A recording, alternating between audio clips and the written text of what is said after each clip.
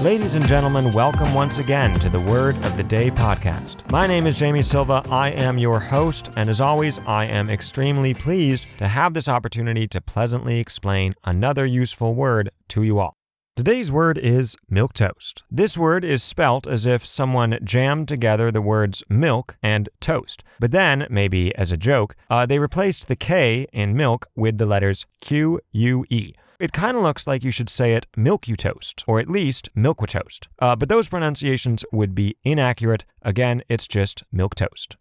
This here is an adjective, and I would characterize it as kind of a combination of weak, unambitious, and unimpressive, probably in a boring sort of way. So, for example, a milquetoast marketing campaign for a wristwatch might say something like this.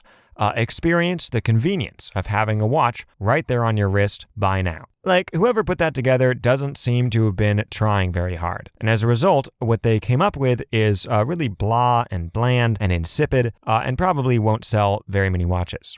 Okay, checking in with the online definition of milquetoast, it goes like this, quote, a person who is timid or submissive, unquote. Well, okay, 3 problems here. First, while it's certainly related, this is not all that close to my definition.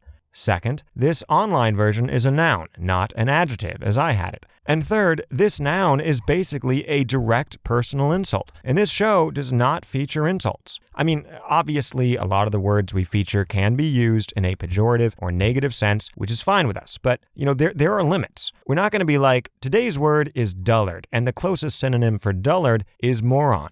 Example number 1, golly, Patrick is a real dullard. Like, no, that is not a very happy show, right? So even though, as we do more research, the top and sometimes the only dictionary entry for milquetoast is this noun form, it isn't the form we're looking for, and it's not what we'll primarily focus on.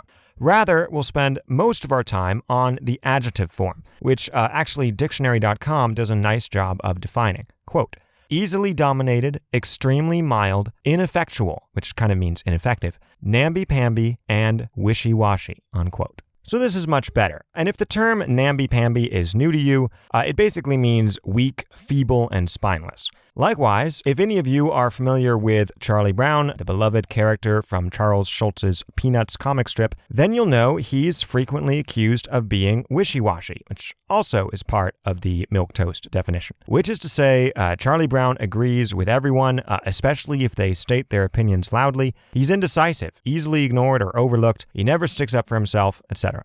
And notice that, this doesn't mean he's unpleasant or has bad intentions or is in any way objectionable. Certainly not. But neither does he have any bold or admirable or interesting qualities. The following conversation between 2 of Charlie Brown's alleged friends, Violet and Patty, from a December 3rd, 1952 comic strip, it really sums things up in my mind. And I'm not going to try super hard to differentiate Violet and Patty's lines here, because it doesn't really matter and because I'm lazy. Quote, Charlie Brown is an easygoing sort of fellow, isn't he? I'll say he is. Good old Charlie Brown. Nobody hates him, everybody likes him. What a wishy-washy character, unquote. So, A, hurtful, and B, it goes without saying that Charlie Brown overhears all of this and is dashed from pride to melancholy in the final panel. And I'll post this cartoon to the show Facebook page so you can see it there. Now, I think it's fair to say that Violet and Patty and other of the kids in other contexts describe Charlie Brown as having a milquetoast personality, or as the noun form would have it, being a milquetoast. But again, there's more to it than the noun form, and milquetoast can be applied to more than just people. Many things are wishy-washy and ineffective and mild to the point of being lame and boring, so why limit yourself? Next, the etymology. The internet is basically of one voice on the origin of milquetoast. It first appeared in a comic strip that ran from 1924 all the way up to the author's death in 1953.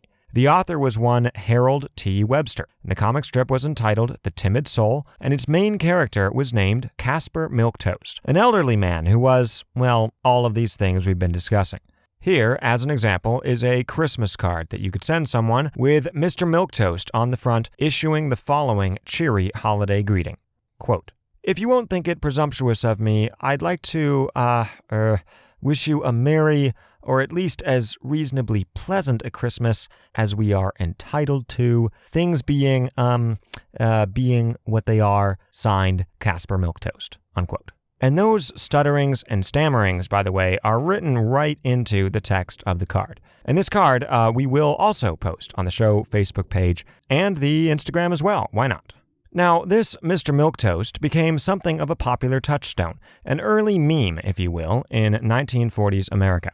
And actually, the fact that Milquetoast is just a couple letters off from the two words milk and toast, that is not an accident. For one thing, there actually was a dish served long ago that was just a slice of bread, untoasted, swimming in what was basically a shallow milk puddle. And that's it, that was the whole dish. And it was known actually as milksop. And this would be like if you maybe started to make a bread pudding and had barely begun when your guests arrived, but then decided to serve them the uncooked, soggy milk bread anyway.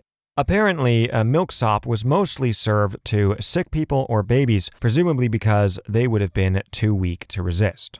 Now, later on, this dish got upgraded to be buttered toast in milk, hence Milquetoast, spelled the normal way, without the QUE. Here, for example, is a recipe of sorts from a 1908 collection of cooking terms. Quote, Milquetoast, a bowl filled with toast and covered with boiling milk. Serve milk separate, unquote. And don't get me wrong, I like milk and I like toast, but this still sounds like such a terrible meal. So bland and tasteless and so soggy to boot. I mean, even the word sop, which is the second half of milksop, sticks around today mainly in the phrase sopping wet, which just means, quote, saturated with liquid, unquote. And obviously, when they say saturated with liquid, they just mean, and honestly, they could have just said, soggy. So to bring it full circle here, in my mind, this imagery of bread, toasted or otherwise, sitting in a stagnant pool of milk, totally unflavored except for maybe some butter and salt if you're lucky, this should really help you understand what something being milquetoast is all about. Whether it's a person, an argument, an idea, an effort, or something else, if it reminds you of milquetoast, the dish, then you can probably describe it with the adjective milquetoast. Okay, here is where we get into a bit of an extended literary example for milquetoast, which, although it does not use the word explicitly, I think captures the meaning absolutely perfectly. And this comes, mildly edited for brevity and clarity, from Mark Twain's great book, A Tramp Abroad. And this is in a chapter entitled European Diet. Quote, a man accustomed to American food and American domestic cookery would not starve to death suddenly in Europe, but I think he would gradually waste away and eventually die. The European dinner is full of faults and inferiorities. It does not satisfy.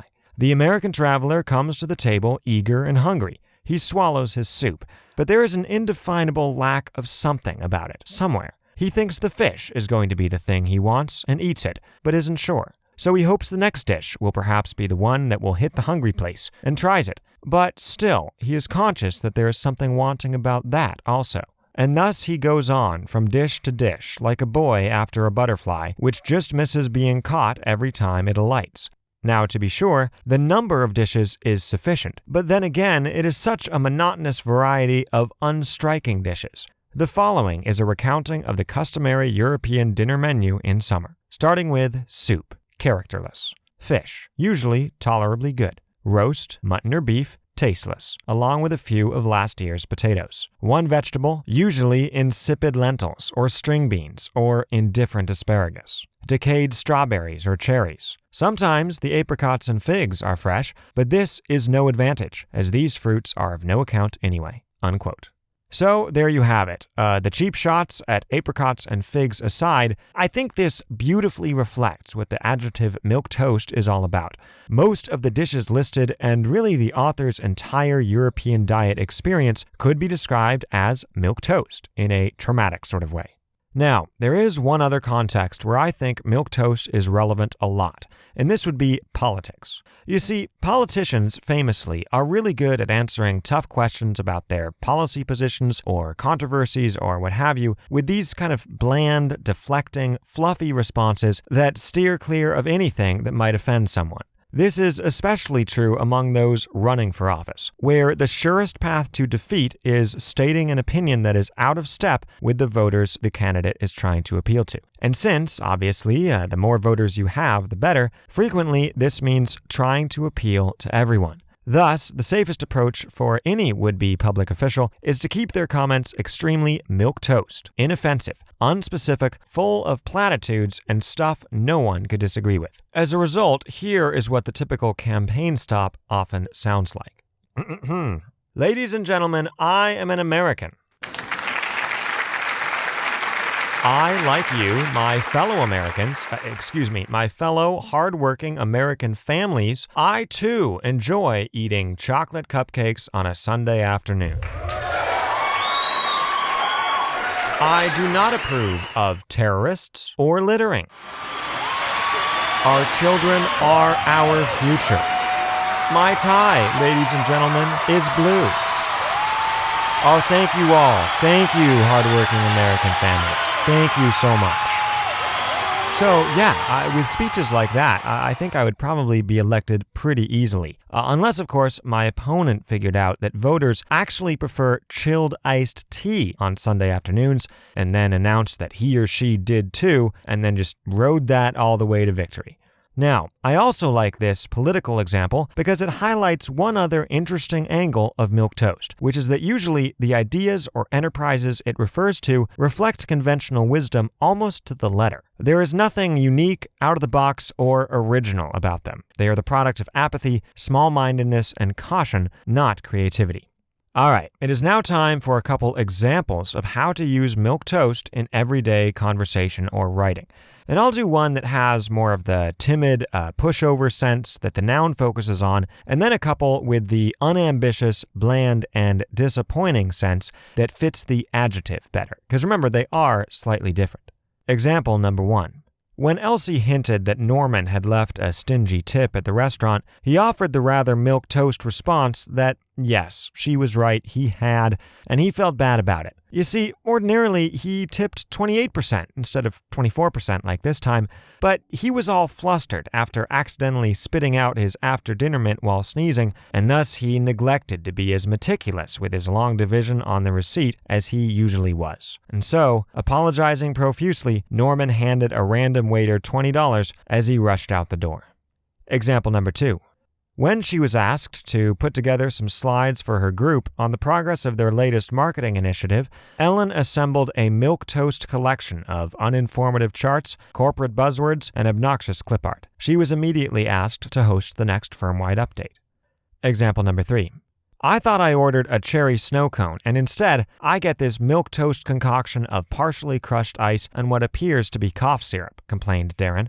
Next time, you know what? Just give me the ice. I'll eat it plain, or at least make a tiny snowman or something. Okay, that is it for us. That is it for today's show. We very much hope you enjoyed it, and don't forget to tune in again next week for another great word or two. For now, though, this has been another episode of the Word of the Day podcast, coming to you pre-recorded as always from the RAV4 studios. My name is Jamie Silva, your host. Thank you so much for listening, and we'll see you next time.